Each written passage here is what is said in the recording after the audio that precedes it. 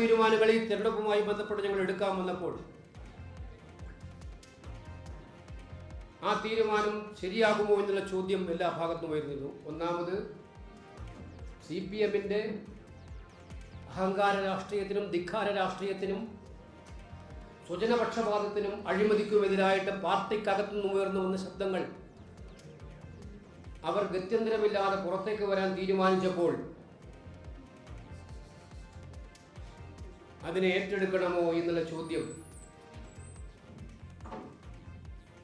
മാധ്യമങ്ങളിൽ പലപ്പോഴും ചർച്ചയായിട്ടുള്ളതായിരുന്നു. ഷാ എടുത്ത തീരുമാനം ഏറ്റവും ശരിയാണെന്ന് തെളിയിക്കുന്ന ഒരു ജനവിധി കൂടിയാണിത്. പയ്യന്നൂർ എൻ്റെ ഗ്രാമമാണ്. തിരഞ്ഞെടുപ്പുണ്ടായ കാലം തൊട്ട് ഇങ്ങോട്ട് ഇന്നുവരെ CPM അല്ലാതെ ഒരു പാർട്ടിയും അവിടെ ജയിച്ചിട്ടില്ല.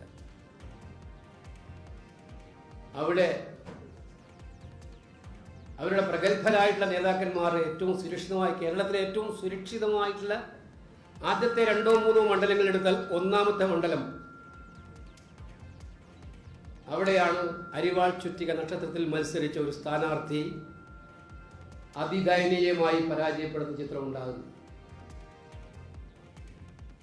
തളിപ്പറമ്പ്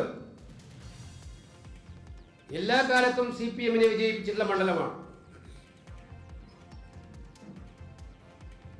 അവിടെ ഗോവിന്ദൻ മാസ്റ്റർ എന്ന് പറയുന്ന കണ്ണൂരിലെ CPM-ന്റെ ഏറ്റവും പ്രഗത്ഭരായ നേതാക്കന്മാരുള്ളായിരുന്ന ആൾ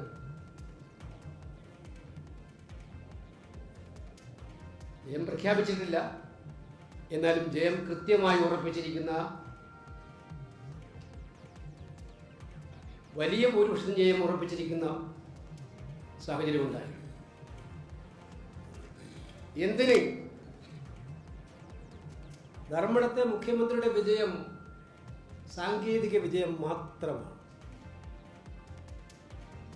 ശരിയാണ്, തെരഞ്ഞെടുപ്പിൽ ഒരു വോട്ട് കൂടുതൽ കിട്ടി ജയിച്ചാലും അത് സാങ്കേതിക വിജയം തന്നെയാണ്. പക്ഷേ പിണറായി വിജയൻ്റെ സ്വന്തം തട്ടകത്തിൽ ആദ്യ 6 റൗണ്ടുകളിൽ അദ്ദേഹത്തിന് പിന്നോട്ട് പോകേണ്ടി വന്നു. പിന്നീട്